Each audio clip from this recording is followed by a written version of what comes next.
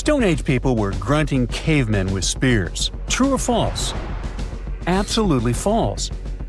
They were gathering around and forming real culture as far as we've discovered. In Turkey, scientists uncovered a 12,000-year-old mystery that's revising history. It's a sophisticated cosmic calendar made out of giant stone temples that may actually be a warning from the stars. We're talking about Göbekli Tepe. This prehistorical site predates even Stonehenge, our classical stone ring circle, by 6,000 years. And it upends why we think Stone Age civilizations emerged and thrived. Here's how this discovery could change our collective history. Around 10,850 BCE, a massive comet, or better yet, a bunch of comet fragments, smashed into Earth. The skies darkened, the temperature dropped, big animals vanished, and it kicked off a mini ice age that lasted over 1,200 years. What's now a place called Göbekli Tepe was home to a group of humans who survived this entire chaotic event. After it happened, they started paying close attention to the sky. As a way of trying to control time a little bit more, they tracked the movements of the sun, the moon, the planets, and comets. This in turn led them to build a huge lunisolar calendar, the first one in the world. Now, if you were to tour around this classic Stone Age monument, you'd see that not all the stone pillars are blank. Some of them have carvings, like this main one with a bunch of V's on it. Turns out there are 365 V's, which scientists believe represent the days of the solar year. One of them, a V hanging on a bird's neck, is thought to mark a solar eclipse.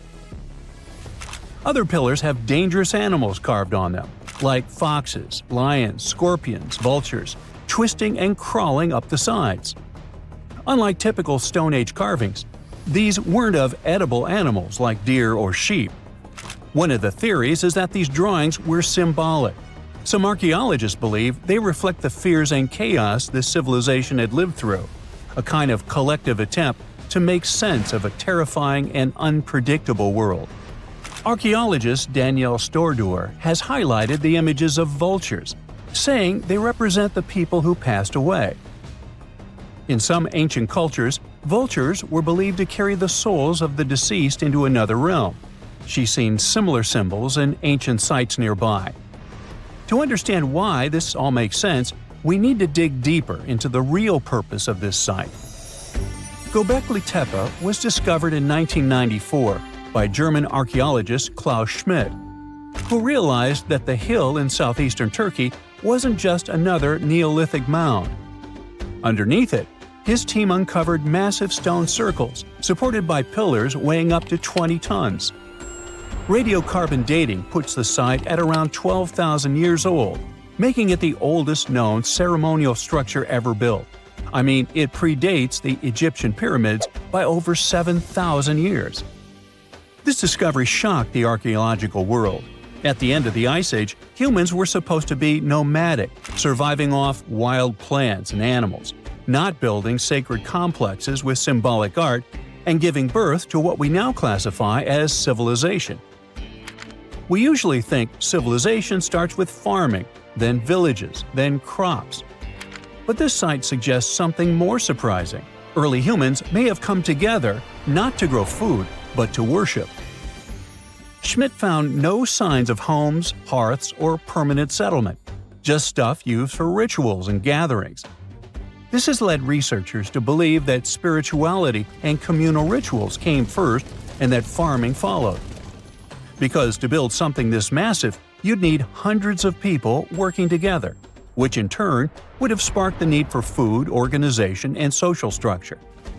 In other words, the temple came first, then the village, then the farm. Now, Göbekli Tepe isn't just stirring debate because it's old. It's because it seems too advanced for its time, and that's where the more controversial theories start to emerge. Some researchers believe the builders of Göbekli Tepe weren't simply primitive hunter-gatherers experimenting with stone tools. They may have been the inheritors of ancient knowledge, remnants of a much older civilization that existed before the end of the last ice age. This idea ties into the Younger Dryas impact hypothesis, a theory that a comet struck Earth around 10,850 years ago, triggering a sudden and catastrophic climate shift. According to this view, the survivors of that event passed down their knowledge through symbolism, architecture, and oral tradition. And Göbekli Tepe could be one of the earliest attempts to preserve that memory. Now, if that's true, then the carvings at this site, especially the animal symbols on the pillars, aren't just decorative. They could be astronomical codes, tracking constellations and celestial events. But one pillar might hold the biggest secret of all. It's called the Vulture Stone, and it's freaking archaeologists out. On it, you'll find a strange combination of figures: a headless man, birds, and a scorpion. To the untrained eye, it might seem random, but some researchers believe these are ancient representations of constellations, like Scorpius among them, and that the headless man symbolizes a mass extinction event. Some even argue that this is the oldest known record of a comet impact, the one that triggered the Younger Dryas. And if you're wondering who this older lost civilization might have been, they are called Atlantis, or more neutrally, Civilization X. Theorists like Graham Hancock suggest that this advanced culture, destroyed in the chaos of the comet impact, passed fragments of its knowledge to survivors around the globe. In that case, Göbekli Tepe wasn't the start of civilization, it was the restart. Now, back to the stones. Pillar 43 may look like a celestial calendar at first, but when archaeologists recreated the sky patterns encoded in its carvings, they found a precise snapshot of the sky dating back over 13,000 years. It appears to show a meteor shower, a flood, and humanity's tragic end, aka the Headless Man. A snake rising from the ground might even symbolize tidal waves or destruction coming from below. But the story doesn't end there. Pillar seems to expand on the same disaster, the one they called the Terror of the Sky. You might see animals fleeing, waves, fire raining down. It paints a vivid picture of the meteor shower. But wait! While Pillars 43 and 56 may encode memories of a past catastrophe, Pillar 18 might be a forecast. That stone zooms in on the Aquarius constellation. If this sounds familiar, maybe it's from the phase Age of Aquarius, which is the age we're living in now. Some enthusiasts believe this may be a warning for us, and may be telling us that a similar meteor shower will hit Earth and thus you and me and us. I mean, chills! But hey, that's the kind of mystery that makes Göbekli Tepe so captivating. Today, archaeologists know that Göbekli Tepe was part of a much larger sacred complex, now known as Taş Tepeler.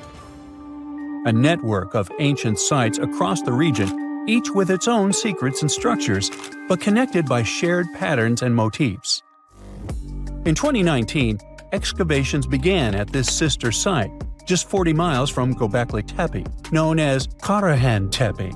And here's the twist. Some researchers believe Karahan Tepe might be even older. Unlike Göbekli Tepe, which appears to have been primarily ceremonial, Karahan Tepe has signs of domestic structures like walls, tools, and perhaps even homes. And that changes everything.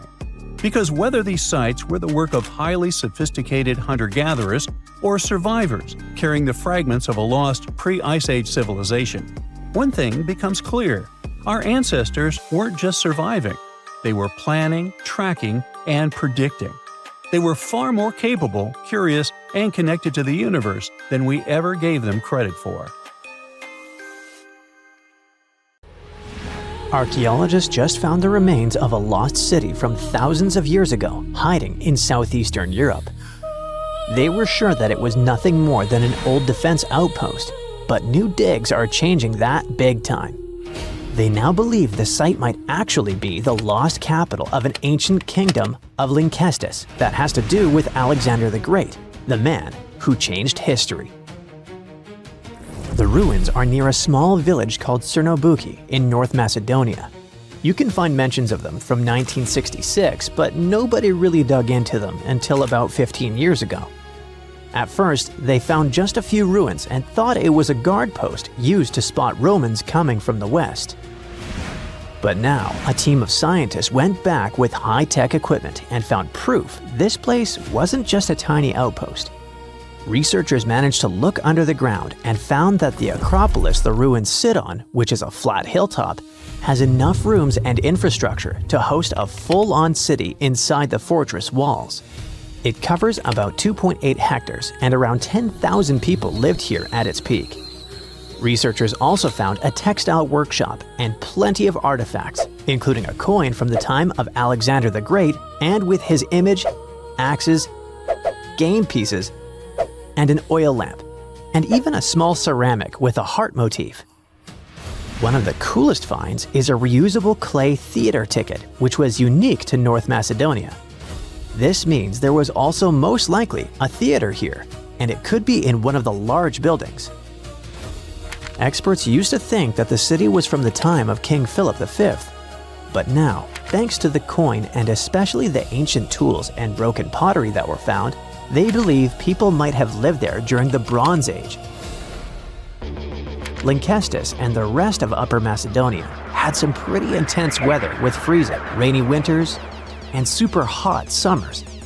Life there wasn't easy, and most of the time, it was all about surviving. The people who lived in the area were mostly nomadic herders, and they had to move around depending on the season. They traveled with their flocks of cattle, goats, and sheep, always looking for the best pasture lands. Back then, Macedonia was kind of like the outsider of the Greek world. It was part Greek, but powerful city-states like Athens and Sparta didn't really accept it. Thanks to this position on the edge, Macedonia had the chance to mix Greek traditions with local culture. Eventually, they took over and changed the whole ancient world under kings like Philip II and Alexander the Great. The new discoveries at Cernobuki show us how connected and powerful ancient Macedonia really was, especially since the city sat along trade routes to Constantinople.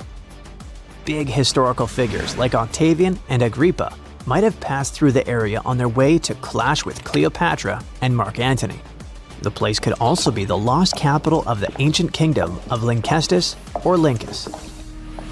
Some experts think that a major city in Upper Macedonia could be where Queen Eurydice was born. That powerful lady gave birth to Philip II of Macedon, who took over Lynkestis in the 4th century BCE.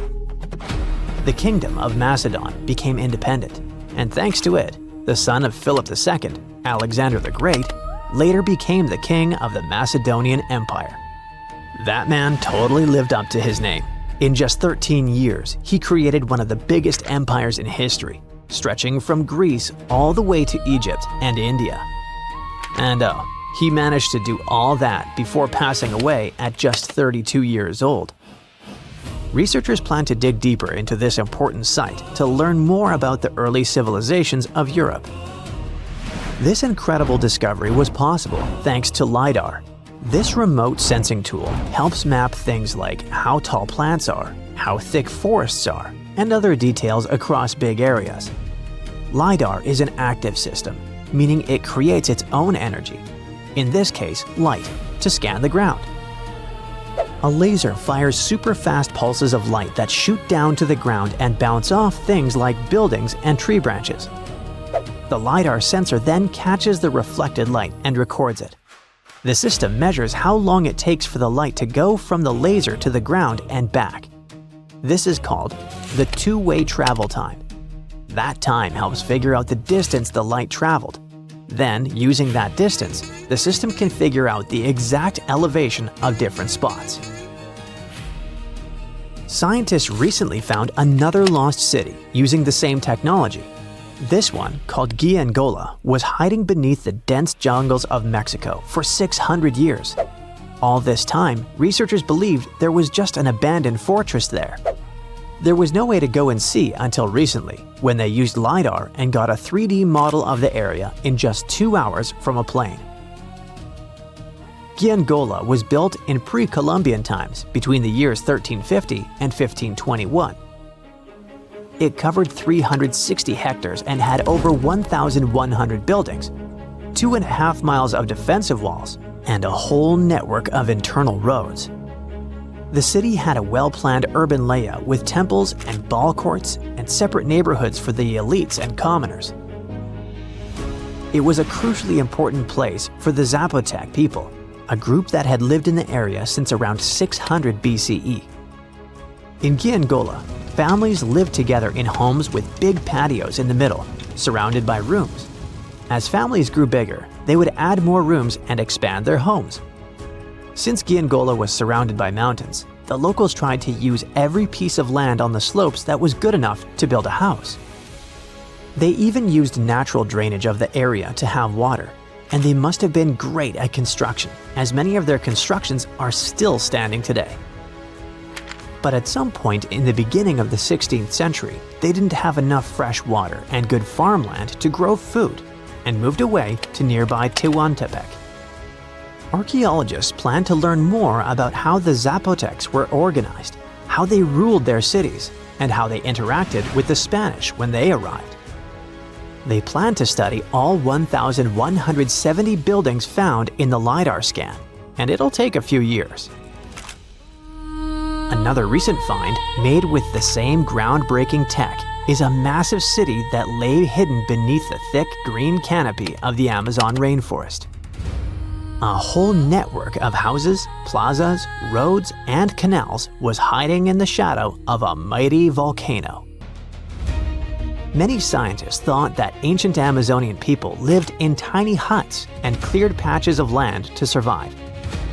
But this city, built 2,500 years ago and inhabited for nearly 1,000 years, debunked that theory and changed everything. Now, researchers think tens of thousands or even hundreds of thousands of people lived in complex urban societies. They scanned the area and found that 6,000 rectangular platforms, each about 66 by 33 feet and 6 to 9 feet high. These structures were arranged in clusters around central plazas that had straight roads with perfect right angles and paths connecting them. One of the roads was an impressive 16 miles long. Building straight roads like this is way harder than just going with the landscape. Some of these roads may have had great spiritual or ceremonial significance. The civilization was thriving thanks to rich soil from a nearby volcano. But the same volcano may have also led to its downfall. Researchers also found signs of threats to the cities, such as ditches that blocked entrances to the settlements. Maybe some people living nearby were trying to get in. The next step for the scientists will be to study the adjoining 116 square miles to know more about this large, complex society that could be bigger than the well-known Mayan cities in Mexico and Central America.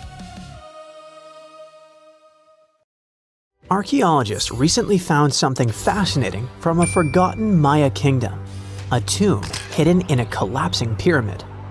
Inside, there was a king buried for 1,700 years. A jade mask that looks almost human, but not quite. And all this thanks to the looters who missed it by just 6 feet.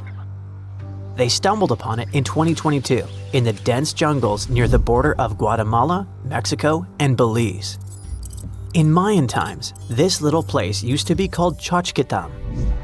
It's a lost city, half swallowed by jungle. This place meant pretty much nothing compared to other big Mayan cities, like Tikal or Teotihuacan, or so we thought. The team found a tomb of a Mayan ruler.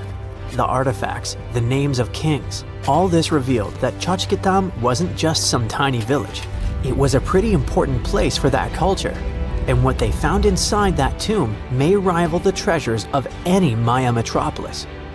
The tomb's ceiling had collapsed long ago, but the offerings were still inside and remained intact even after centuries. They recovered over 16 spondylus shells. These things were used by the ancient elite for power and rituals. That meant that whoever the tomb was related to, it was someone wealthy, of high status, who got themselves a ceremonial burial. archaeologists also found carved femur bones. They were etched with hieroglyphs and names. Maya literally wrote their history in human remains. Researchers want to dive super deep and get a DNA analysis on the bones.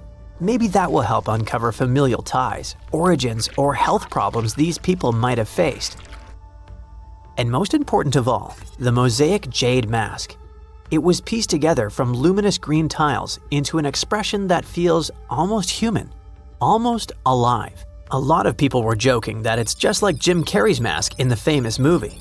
But it wasn't a magical artifact. That was the face of a forgotten Maya king, staring out at us after 1,700 years of silence. His name was etched into the femur bones, Itzam Kokaj Balam. Historians think this might be the ruler who reigned around 350 BCE. Unfortunately, this period is super underdocumented.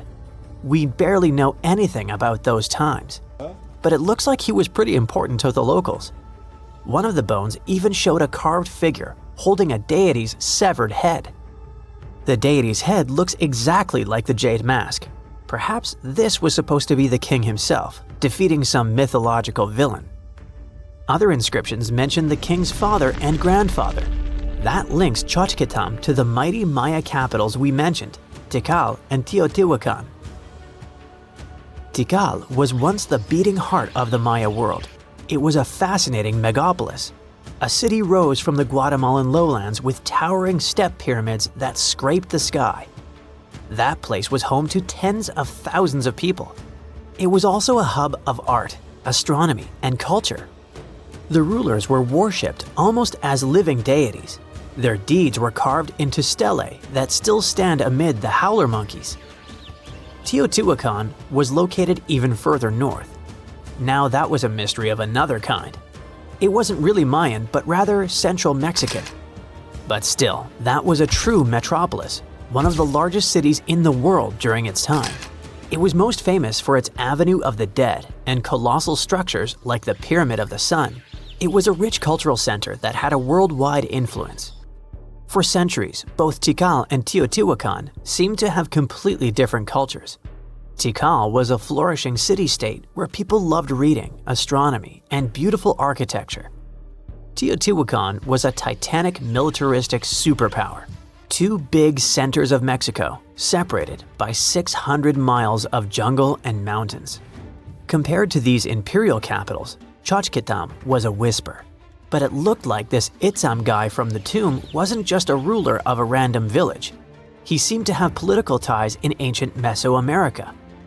The craziest part is that we almost lost this piece of history, all because of the looters. At some point in the past, grave robbers had tunneled dangerously close. They stopped digging just 6.5 feet away from the tomb. That's just like in that meme with the diamonds. Sometimes you stop digging right before you hit it big. But in our case, thank heavens they didn't get there first. That's how close we came to losing a piece of history.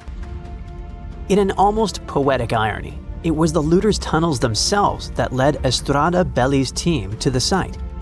Archaeologists have been looking around and using the so-called LiDAR technology. That's basically laser beams shot from high above, which help them map the spot. It's like taking X-rays of the jungle floor. And that's when they found the little signs of intrusion. They quickly realized that if someone was digging here, they were probably looking for something important. Without the failing looters, they might have walked past a discovery. In any case, archaeologists want to keep searching. They might even find more chambers buried inside the abandoned pyramid. We just keep finding mysterious things related to the Maya. Recently, buried deep within the ruins of Tikal, archaeologists found a house, and in that house, a limestone altar. It was covered in vibrant murals of red, yellow, and black. What's weird is that this build wasn't made by Maya. It was unmistakably Teotihuacan in style. And just like the tomb from before, it was made about 1,700 years ago. The altar was discovered inside a Maya-era residence known as Group 6DX7. It stood 3.5 by 6 feet right in the center of the home. That was very typical for Teotihuacan traditions. It bore a mural of the storm god, that was also a central deity in the Teotihuacan pantheon. But this altar depicted no kings and no rulers. That's very weird. As we said, Maya worshipped and honored their dynasties and political power, putting them pretty much everywhere, like some merch. But instead, this altar worshipped the deities alone, and it did so in the heart of Maya's main capital, Tikal. When archaeologists dived deeper, they saw it as unmistakable proof that Teotihuacanos not only came to Tikal, they thrived there. This house wasn't some trade outpost, people actually lived in it. Teotihuacanos built homes, practiced their rituals, and left their deities behind in this city. And Maya seemed to be chill about that. Researchers think this was a home for some elite people from Teotihuacan, or maybe it belonged to Mayans who practiced Teotihuacano culture and deeply respected it. But it might be something darker than a simple, friendly multiculturalism. The two cities weren't in the best relationship. There was some tension, maybe even surveillance. The house and the altar were probably built around 300 to 400 BCE. That was a period when Tikal was rising in power. This might have caught the attention of the mighty empire to the north. It's almost as if Mayans poked the beast. By 400 to 450 BCE, that attention may have become something sinister. The altar could have actually been the symbol of domination. Had the Maya of Tikal truly welcomed their guests, or did they come here and bluntly started building foreign altars in sacred spaces? Did Teotihuacan use this as some kind of soft invasion? In that case, it would make sense for Mayans to destroy that place or vandalize it somehow. Mayans regularly buried their buildings and rebuilt on top of them. But for some reason, this altar remained untouched. Mayans found it and buried it with the surrounding buildings as they were. No vandalism, no destruction, no rebuilding even. Looks like they had some complicated feelings about Teotihuacans. It was a time when cultures clashed, fused, overlapped, and possibly spied on each other. Perhaps one day we'll learn more about what really happened among these ancient civilizations. For over 3,000 years, no one knew this place even existed. And then, out of nowhere, archaeologists digging near Alexandria uncovered something absolutely shocking: a forgotten Egyptian city. This place is buried under Greek ruins, hiding secrets that could rewrite the history of pharaohs and their armies. And one of the artifacts, which looks like a simple wine jug, changed everything. We thought that we already placed all the important parts on the map of ancient Egypt: pyramids, Thebes, Luxor, Alexandria. But nope, the map just got an update. The new city was a big deal, and it's about 3,400 years old. It's just been discovered at the site called Com el Nugus. This place is located west of Alexandria and tucked between the Mediterranean and a saltwater lake called Lake Mariut. This discovery raised a few eyebrows. Scientists thought that this place used to be empty and that it was only settled by the Greeks in about 332 BCE. But it turns out that people lived in Com el Nugus way before that. When archaeologists were digging through Greek ruins, they started noticing something unexpected: mud brick walls. Yep, you know, the pyramid type. That's the kind Egyptians built during the New Kingdom. These mud bricks were made from mud, clay, sand, and straw. These ingredients were mixed with water and dried in the sun, not baked. Egyptians used them for thousands of years to build houses, temples, palaces, and yes, the pyramids. Of course, other civilizations did use mud brick too, but Egyptian mud brick is kinda quirky. They used straw that grew in their regions, layout styles, and mortar. That's what helped the experts realize that Egyptians used to hang out in Com el Nugus. That alone raised eyebrows, and then they found more. An entire street layout, buried structures, and even a temple built by Ramses the Great himself. His name speaks for itself. This guy was one of the most famous pharaohs in all of Egyptian history. He ruled ancient Egypt for 60 years, fought huge battles, and just loved building tons of stuff like that temple. People loved him so much that later pharaohs literally pretended to be him or wrote his name on their buildings. That's when archaeologists realized that they weren't looking at some dusty mud bricks of a tiny village. That's an entire buried city. They immediately started digging more. Turns out the whole place wasn't random. It was built with great care.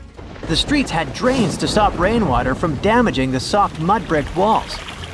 There were also small tomb chapels with writings about soldiers. This suggests this place might have been the military base, and that changes a lot. In ancient Egypt, when the military showed up, there must have been a reason. So what was it? Protection? Conquest? Control of something important? In the case of this city, it was probably about wine, water, and trade on the edge of the desert. What's even crazier is that we still don't know just how big it was. The team has only uncovered part of it so far. There could be fortifications, warehouses, administrative buildings, or even more religious or royal structures waiting underground. We also don't know what this town was called in ancient times. That name is still buried. But it might be uncovered someday, maybe inside a wall, maybe on a scroll, maybe on another broken jug. One of those already turned out to be a mind-blower. A chunk of a ceramic jar, called an amphora, had a royal seal pressed into it, and that seal bore the name Meredaton. Princess Meredaton wasn't just anyone. She was the eldest daughter of Queen Nefertiti and the older sister of King Tutankhamun. Yes, that's right. Both Nefertiti and King Tut were involved here. All that was about a century before Ramses the Great built one of his temples here. Looks like the city was founded back in the days of another pharaoh, the pharaoh Akhenaten, husband of Queen Nefertiti, father of Princess Meredaton, and future king Tutankhamun. That guy, Akhenaten, was a bit of a wild card. He was the type who really gets weird about one of his interests. He tried to completely change Egypt's religion, forcing everyone to worship the sun disk called Aten instead of the usual deities. He basically told all Egypt that all their mythology was wrong, and from now on, there will be no more Osiris, no more Thoth or Set. Just raw sunlight only, people. That's known in history as the Amarna period. And he went all in, changed his name, built an entirely new capital city called Amarna in the middle of the desert, redesigned temples, rewrote hymns, and even banned traditional religious imagery. Even the art got wild at the time. People started getting elongated heads, belly rolls, and all that humanity and vulnerability carved into stone. It was deliberately weird. He wanted to show the family not as perfect gods, but as human vessels of divine light. Everyone had to awkwardly smile and play along because he was the pharaoh after all. The wackiest part is that after his rule, his son, Tutankhamun, reversed all the sun disk-related stuff. He literally changed his name from Tutankhaten, which means living image of the Aten, the sun disk, to Tutankhamun, which means living image of Amun, one of the great older deities. King Tut brought back the old deities, reopened the temples, and erased as much of Akhenaten's legacy as possible. Looks like his family didn't really like the sun cult after all. Meanwhile, this discovered wine jug shows that the city was probably active, thriving with life during Akhenaten's times. That's huge. Up until now, there was no clear evidence that his radical ideas and projects extended all the way to the north. The jug also shows that vineyards and wine production reached all the way to the north in ancient Egypt. Wine really was a huge deal, worthy of placing a military base here. Princess Meredaton most likely used this jug. Just like with her brother, she was born into the sun and named after it. Her name, also spelled Meredaten, meant beloved of the Aten. As the eldest daughter of Pharaoh and his queen, born right into the middle of radical religious changes, she was raised to perform the future queen's duties. From her earliest years, she walked in temples alongside her mother Nefertiti, shaking the sistrum in solemn rituals. She was there when Akhenaten established his capital city, Amarna. He clearly loved his family. Meredaton's face was etched into its stone walls more than anyone else. In every temple, in every sacred scene, her figure appears, revered. Things get foggy in history after her father passed away. The throne wobbled. King Tut was very young, only 9 years old when he had to take new duties. Meredaton seemed to have been a brief step between her father and her younger brother. She married someone called Smenkhkare. History isn't even sure who that mysterious man was. Could have been a puppet, a phantom king in a crumbling dynasty. May have even been her brother. Whatever the truth was, these two took power and ruled together for a while. Meredaton got the title of the Great Royal Wife, a title of immense power. But Smenkhkare was a very short-lived ruler. He passed away just in about a year. There are some speculations among historians that Meredaton was the actual ruler, the informal female pharaoh, because her brother was too young. Some theories say that she raised Tutankhamun and became a sort of queen regent, mentoring the child who would be used to restore the old order. But all this is unconfirmed. It's very hard for historians to find information about that time because the Amarna period was later condemned. The successors wanted to wipe away Akhenaten's heresy and everything attached to it. This included Meredaten. So even if she ruled, even if she mothered Tut, they tried to bury her in the sands of history. In any case, perhaps this new uncovered city will tell us more about the mysteries of the Amarna period, one of the most chaotic periods of ancient Egypt. Deep inside the heart of the Amazon rainforest lies a cave so massive, it defies logic. Stretching for 2,000 feet, this tunnel is so big a human could easily walk around inside of it. Its walls are etched with deep, mysterious claw marks. But this is just one of many. If you travel to the south of Brazil, you'll stumble upon over 1,500 similar caves, ranging from modest tiny burrows to massive passageways. These are not your average spooky, bat-filled caverns. They're what researchers call paleo burrows, also known as ancient underground structures dug by creatures so colossal, they make modern elephants look small. Whatever creature dug those tunnels displaced 800 elephants worth of dirt. I know, it still looks like a normal cave, but experts noticed this one was special because the walls were too neat and rounded, and the floor was too smooth. Besides, no water or erosion leaves such signs of serious digging power. These Brazilian caves are the largest geological records of animal activity on the planet. It's like stumbling into a prehistoric house made by creatures the size of cars. To unlock this mystery, researchers analyzed the scratch marks on the walls and realized they had probably been made by giant ground sloths, a species called valgipes, which could weigh nearly 9,000 pounds and eat your average annual menu in about 3 days. Despite being huge, these animals were not earthbenders. They had to work in groups if they wanted to dig such long tunnels. This is why scientists believe many sloths shared the same tunnel and dug it together. Even some giant armadillos may have helped with the digging. After all, they were ridiculously skilled excavators and lived there too. Okay, but why would a giant sloth or armadillo need a 2,000-foot-long underground lair? Great question. And the truth is, scientists aren't totally sure. It doesn't make sense for them to dig tunnels this massive just to escape predators, especially since the tunnels were big enough for a saber-toothed tiger to crawl in, for example. So, unless they installed prehistoric security systems, this theory has holes. Haha, pun intended. The best bet is probably climate. Back then, everything was drier and colder, and some species of giant sloths were living their best lives back when Earth was transitioning between cold and warmer periods. Their big bodies usually protected these animals from temperature changes, but drastic fluctuations probably made them hide in order to survive. Besides, just like modern sloths, giant sloths probably had a hard time maintaining their body temperature, and going underground for a while is a great way to protect your babies and save some energy. After all, the bigger you are, the more energy you spend. Some scientists believe these tunnels might have had rotating tenants.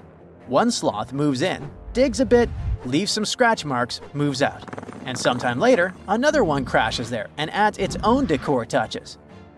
A hostel for ancient megafauna. All evidence points to a more timeshare situation than a prehistoric private property.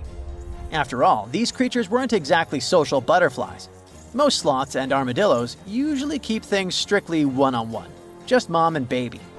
Yeah, dad sloth stuck around only for the good part. But you probably noticed one tiny detail here. These guys are not around anymore. They went extinct 11,000 years ago, right around the time humans started to get popular on Earth, when another ice age was ending. In fact, 80% of all mammals that were heavier than 2 pounds disappeared then. The first culprit is, of course, the usual suspect: humans. Around 10,000 years ago, a wave of skilled hunters using distinctive tools like spear points spread across North America. The theory goes that American animals weren't used to this new predator, making them easy targets. Once the big plant eaters started vanishing, the big meat eaters followed. They didn't have enough food to survive, and it wasn't just excessive hunting that caused some damage. Early humans may have also harmed ecosystems in ways that made survival harder for large species. But wait, there's another suspect: climate change. Around the same time, Earth's climate got a major shakeup. The climate was going from super cold to only slightly cold. Just so you know, Earth's temperature was about 46 degrees Fahrenheit, making seasons change and plants perish. And if plants are no longer around, big animals that eat them, like our friends giant sloths, have less nutrition, making them even more vulnerable. Many scientists now think that both human impact and climate change played a role, just in different ways depending on the region.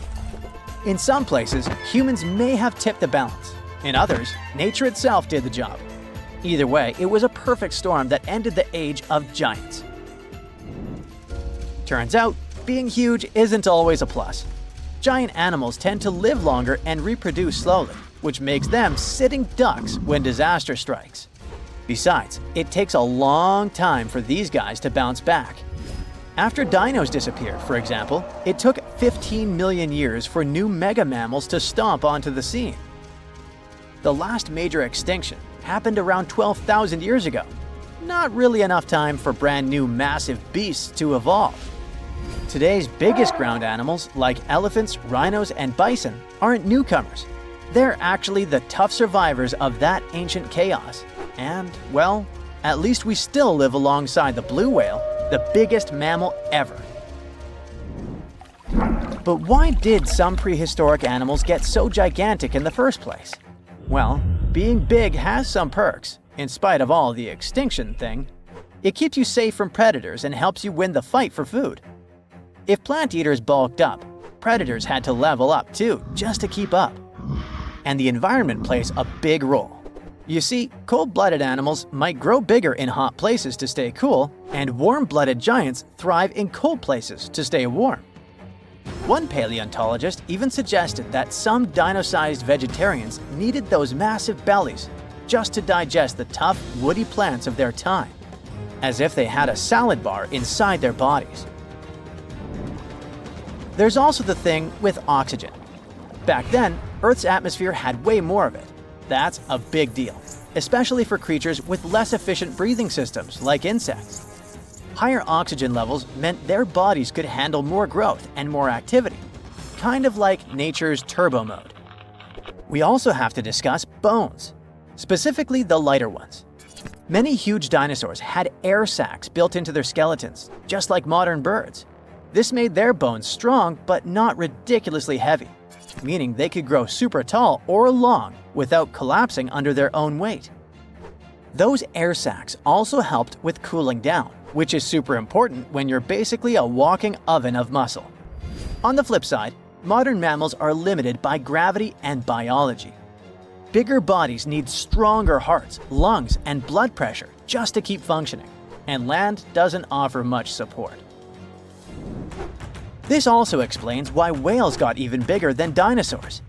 The ocean acts like a natural support system, which pretty much means that buoyancy helps hold up all that mass. so blue whales can hit a jaw-dropping 330,000 pounds without turning into pancakes. On land, that kind of size would be a serious health hazard.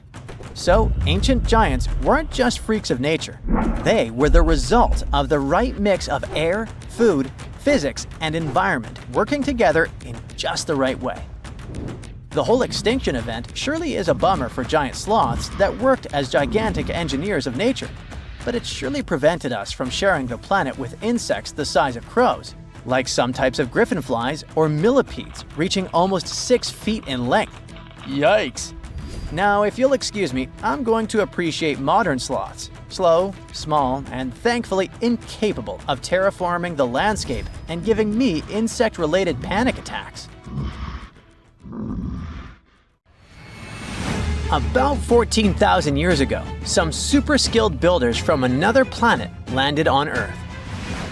Their mission was to help build a massive stone complex with perfectly interlocking blocks.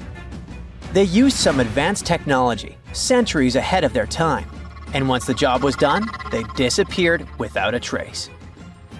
This is not a sci-fi plot, but one of the theories trying to explain the mystery of Puma Punku.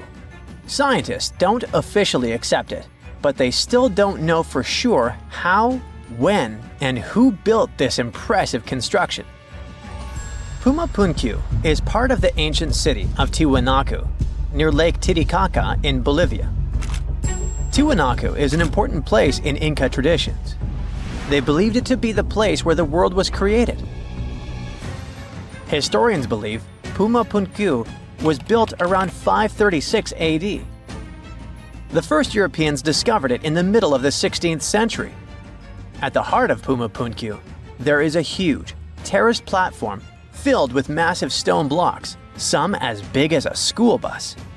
The largest one weighs a jaw-dropping 131 tons. That's heavier than 20 elephants. Even the smaller rocks are as big as a couch. Archaeologists believe there were at least 5 big gateways, as well as several smaller ones that may have been part of a grand monument. The site is built using 2 types of stone, red sandstone and andesite, which is one of the hardest rocks on Earth.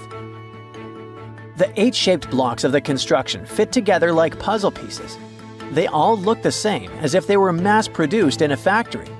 But that should have been impossible for an ancient civilization.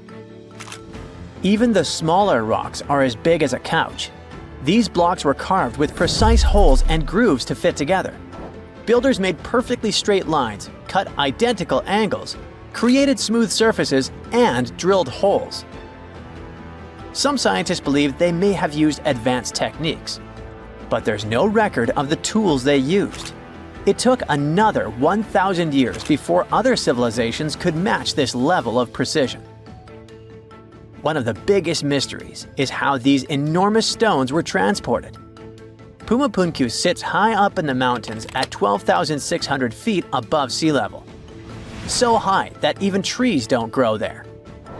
The builders didn't have wheels, cranes, or modern machines, yet somehow they moved these heavy blocks miles from their original locations.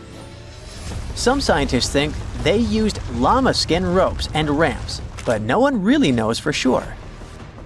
The most commonly accepted version is that the Tiwanaku civilization, which thrived in the region between 500 and 1000 CE, built this impressive site. The complex was enormous and had many different areas. A western court, a large open area in the center, and an eastern court that was surrounded by walls. Long ago, it must have been incredibly beautiful, with polished metal plaques shimmering in the sunlight, brightly colored fabrics and ceramics decorating the buildings, and people in elaborate costumes walking through the plaza. But something doesn't add up here, as the Tiwanaku people never wrote down how they built Puma Punku. They would have probably left some clues if they had accomplished something like this. Plus, the Tiwanaku people didn't have the high-tech equipment needed to carve and move giant stone blocks with perfect precision. The architectural historians who first studied the place professionally concluded that a hammerstone couldn't have done such a fine job. They found no metal tools that were used in the construction process. That's why they suggested they might have used some unconventional tools the historians didn't even recognize as tools. There's a theory that these ancient builders might have had a way to soften stone to make it easy to carve before it hardened again. Or maybe they poured liquid stone into molds, just like we make concrete today. If it's true, this would mean an advanced civilization existed in South America long before we thought. Some researchers even think it had to do with the theory of Atlantis or other lost civilizations that may have had immense knowledge before a global catastrophe wiped them out. Local legends say that powerful deities used incredible powers to lift and shape the massive stone blocks. And some people believe Pumapunku was so advanced that the builders must have had help from visitors from outer space. The perfect cuts and massive stones look like something from modern construction. The supporters of this theory also say that some carvings at Tiwanaku show figures wearing helmet-like shapes, so they could be left by space travelers. Scientists from the University of California, Los Angeles, decided to officially debunk this theory. They created a digital model of Pumapunku using super precise measurements from historical records. Then, they used a 3D printer to make a miniature version of the site at 4% of its original size. Once the pieces were printed, the team sorted them by size, shape, and design, like a giant puzzle. They noticed that some blocks had special grooves for holding metal clamps, and others had ornamental carvings. When they finished their model, they realized one of the buildings had a very familiar design. It looked just like structures from two nearby sites. This was solid proof that Pumapunku was built by humans, not visitors from outer space. Over the centuries, people stole stones from Pumapunku and moved them around. This made things even more confusing for archaeologists. UCLA team created a digital archive, so researchers all over the world can now study the site without traveling to Bolivia. So maybe we'll hear about the new twists in this mystery soon. Another construction from the past that still impresses us with extreme precision is the Serapeum of Saqqara, a burial place built around 3,000 to 3,500 years ago. A French scientist accidentally discovered it in 1850. Inside the Serapeum, he found a long underground hallway. On both sides of the hallway, there were giant stone rooms, and inside those rooms, there were huge granite sarcophagi. These sarcophagi were not built for people, but for the sacred Apis bulls. These bulls were treated like royalty, as the people believed they were chosen by deities. The Egyptians believed these bulls were the incarnations of the deity Ptah and had magical powers to protect their kingdom. Some of the stone boxes inside the Serapeum weighed around 70 tons. They were made with perfectly straight angles and smooth surfaces. Scientists noted roller marks on the floor and found wooden winches with levers, which the Egyptians likely used to move the sarcophagi. Since the burial chambers were lower than the hallway floor, workers filled them with sand, rolled the sarcophagus into place, and then slowly removed the sand to lower it perfectly into position. A stone inscription found in the Serapeum said it took 28 days just to move one of these stone boxes. Even though these sarcophagi were meant for bulls, they were way bigger than needed. Pharaohs, who were the rulers of Egypt, were buried in tiny coffins. So it's really weird that these boxes were so enormous. Another question is why they used granite, which is so hard to carve, instead of limestone. Some people believe the stone boxes weren't just tombs. They might have been ancient energy generators. The Egyptians knew about fermentation. If someone placed food or meat inside a perfectly sealed granite box and let fermentation happen, pressure would build up inside. Granite contains quartz, a special crystal that creates electricity when squeezed. As pressure increased, the box's lid could pop open, releasing gas. Ancient drawings found in the Serapeum show stones stacked on top of the boxes, which might have been used to make the lids even heavier and help produce more electricity. Thousands of years later, when explorers opened these boxes, they only found bull bones, maybe because all the organic material had disappeared over time. Scientists still aren't sure if the massive stone boxes were actually ancient energy systems, so the mystery lives on. So, check out this creature. What do you think this thing is? Is it a plant, an animal, or maybe even some kind of wild fungus? At first glance, this fossil could pass for any of those ancient life forms. And honestly, scientists have been scratching their heads over it for over 150 years. But now, it looks like we might finally be cracking the case on this unknown species discovery. A long time ago, during the Devonian period, plants were just starting to grow on land. The tallest trees were only a few feet high, and animals hadn't even evolved backbones yet. Back then, massive natural towers up to 26 feet tall and 3 feet wide, looking like branchless cylindrical tree trunks, were rising from the ground. Hey, what a contrast with trees back then. When scientists first discovered fossils of those towering organisms, they were totally confused, as these strange prehistoric creatures didn't look like anything they'd seen before. Some thought they were weird cone-bearing trees. Others guessed they might be underwater plants like giant seaweed or lichens, which are partnerships between fungi and algae. The mysterious objects received a name, Prototaxites. When scientists studied them up close, their internal structure reminded them of a bunch of different things. They couldn't believe a 20-foot-tall fungus or algae could be real, but that's what the fossils showed. Then most scientists decided that Prototaxites were giant fungi. But still, something didn't feel right about it. In 2007, they decided to finally get the Prototaxites mystery explained and ran a chemical test on the fossils. So they looked at the types of carbon inside them and compared them to regular plants from the same time. If Prototaxites were plants, the carbon ratios would match, but they didn't. That means Prototaxites weren't plants, and they received carbon in a different way, not by photosynthesis, but probably more like fungi do. But then again, they looked nothing like the mushrooms we know and love today. Prototaxites were giant, likely the largest living things on land at their time. And even if these strange prehistoric creatures were some fungi of their sort, then it's weird they don't have any living relatives today that would resemble them. So, if we put all this together, it looks like Prototaxites are an entirely different and previously unknown life form that didn't leave any offspring.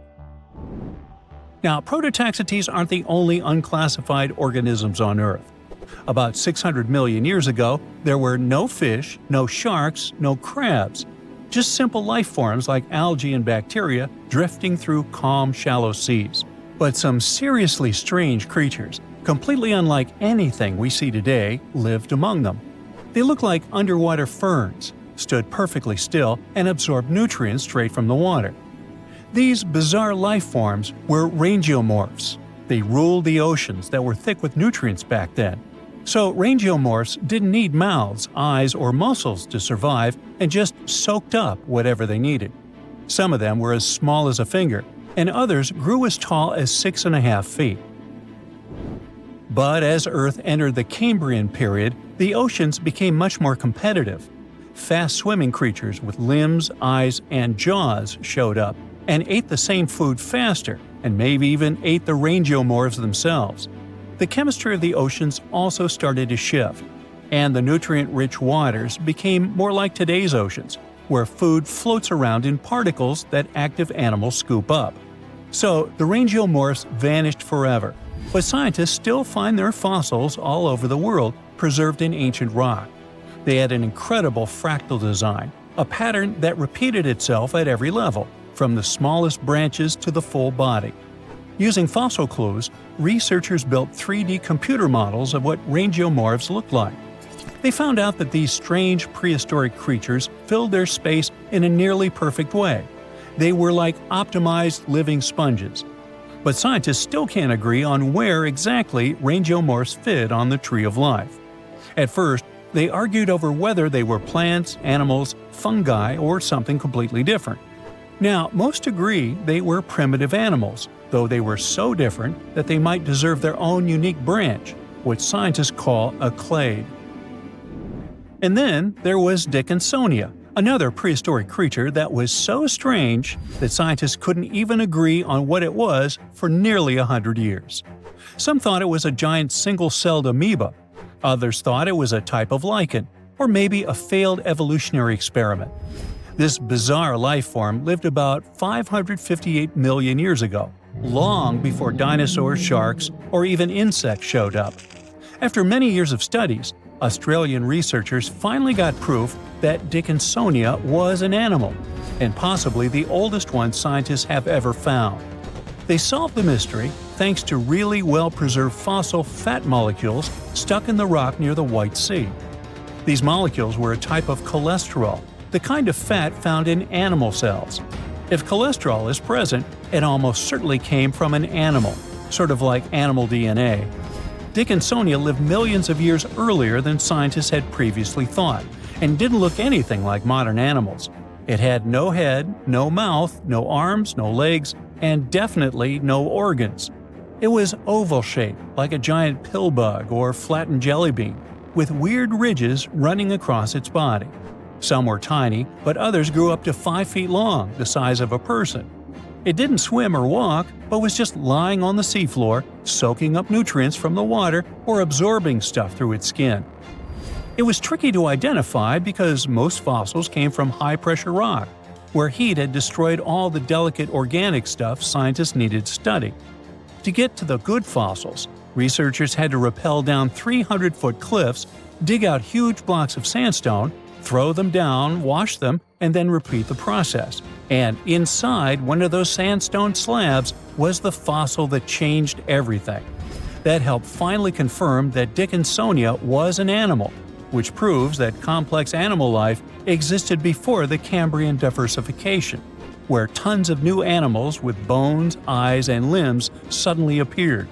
Scientists think the spot where they found these fossils might hold more clues about ancient life. For a long time, scientists had no clue what other group of ancient life forms, slime molds, were. These weird jelly-like blobs that pulse and ooze on rotten logs and forest floors aren't fungi like mushrooms, though people thought they were for years. It turns out they're more like amoebas, squishy, single-celled organisms that can move around. There are over 900 species of slime molds all over the world. You'll find them in soil, leaf litter, and especially on decaying wood. Scientists found them trapped in amber from 100 million years ago, and it looks just like modern slime molds.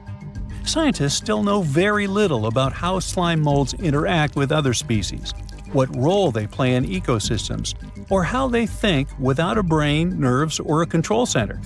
But somehow, they can make decisions and adapt to their surroundings. That makes them a lot like social insects, like ants or bees, where no single bug is in charge, but the colony still works together as a smart group. Even without brains, scientists have trained slime molds to solve mazes just by responding to chemicals and learning from their environment.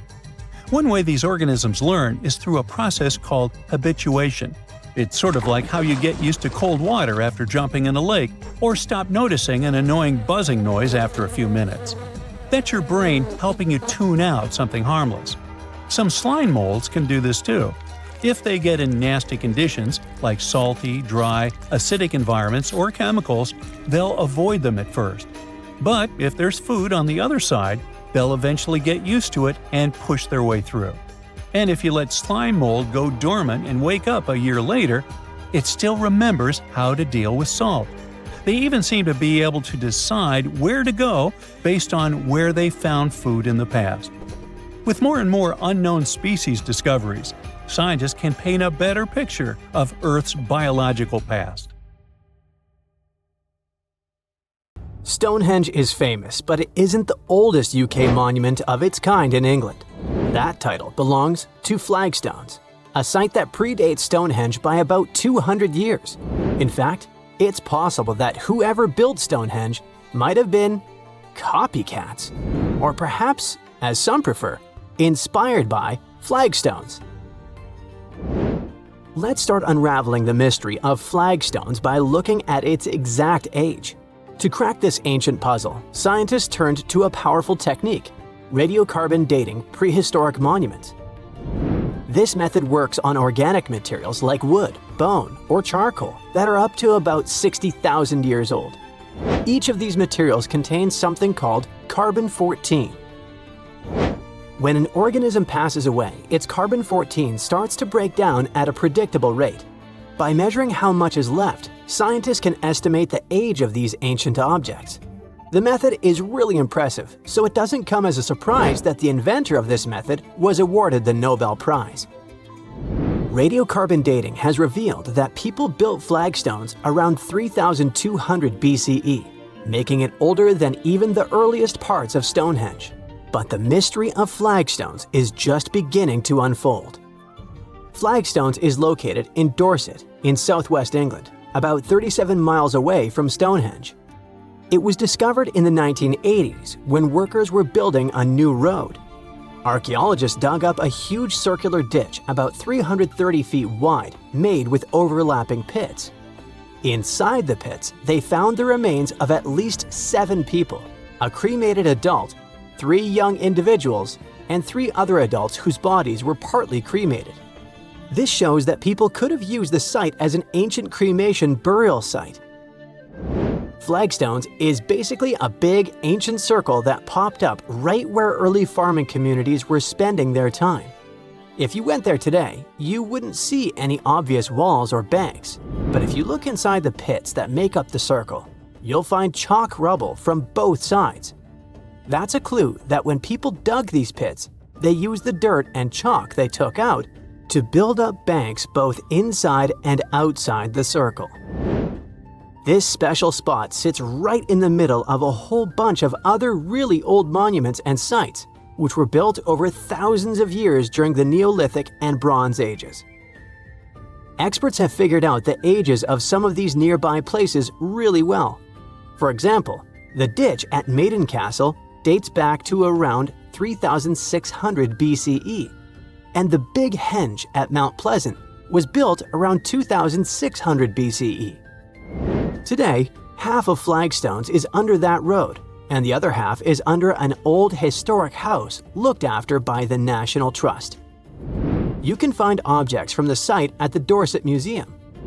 Because flagstones and early Stonehenge look so similar, with round enclosures, pits, and cremated burials, scientists used to think they appeared at the same time.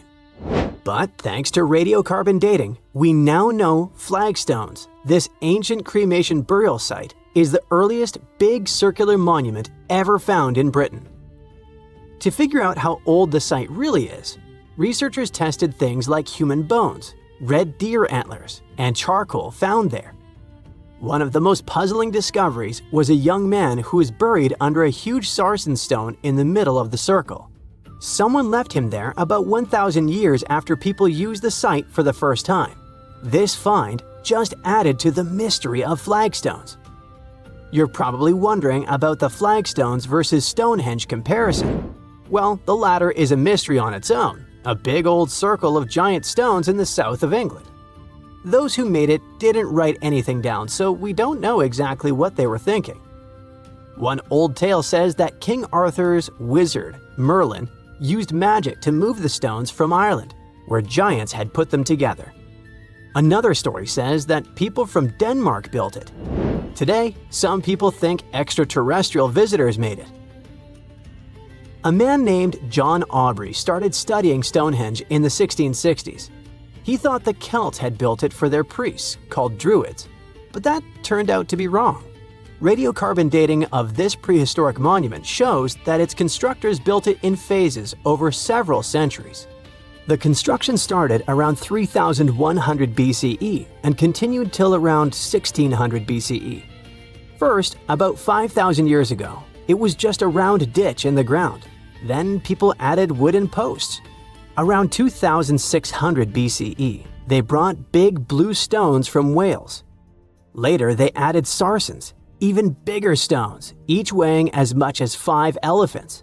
They moved those stones from 19 miles away and placed them in a big circle with 5 tall stone arches shaped like a horseshoe.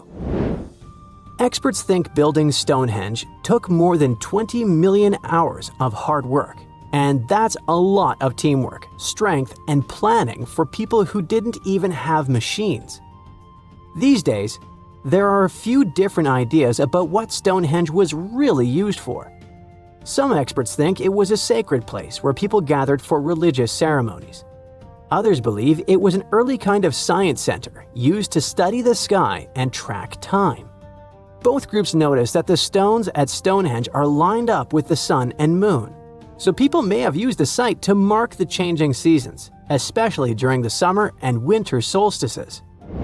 Some think it worked like a giant calendar, helping people figure out dates or predict things like solar eclipses. Stonehenge was an ancient cremation burial site too, at least for some time. Anyway, if we continue with the flagstones versus Stonehenge comparison, we can't but dwell more on the age of these monuments. Flagstones is older than Stonehenge. In fact, it's one of the oldest UK monuments. It's really special because it's the most ancient big round enclosure ever found in Britain. According to the newest studies, its age is about 5,200 years old. After it was built, more and more round monuments started popping up in other places too. Before its construction, most ancient monuments were long and straight, like rectangular barrows or burial mounds, or long ditches called cursus monuments. Some had even more random shapes, but the Flagstones monument shows a big change. People were starting to build in circles instead. Some experts think this idea of circular monuments might have come from Ireland, where people were already burying cremated bodies in round tombs. On the other hand, even though Flagstones has turned out to be older than Stonehenge, the new findings suggest that Stonehenge might need to be redated. Some of the objects found at Stonehenge, like animal bones, are actually older than the main structure itself.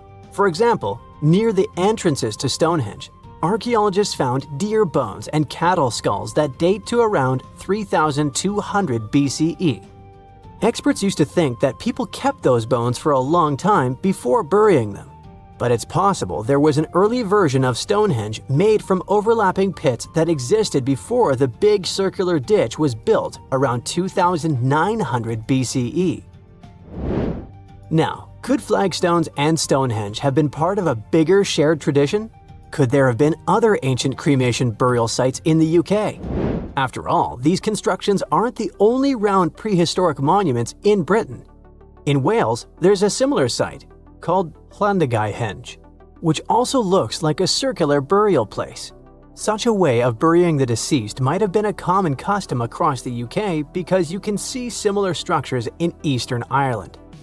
In the Boyne Valley, for example, there are ancient places like the Mound of the Hostages that people used in the same way. Now, researchers want to do more digging in Ireland to see if some of those monuments were built before 3,200 BCE. If they're even older than flagstones, they might help explain where the idea of building round burial sites started and why people across Britain and Ireland were building them. The more we learn, the better we'll understand what these sites were really for and how the people back then might have shared beliefs and traditions across the sea. Hopefully, one day, we'll figure out the mystery of flagstones, one of the oldest monuments in the UK.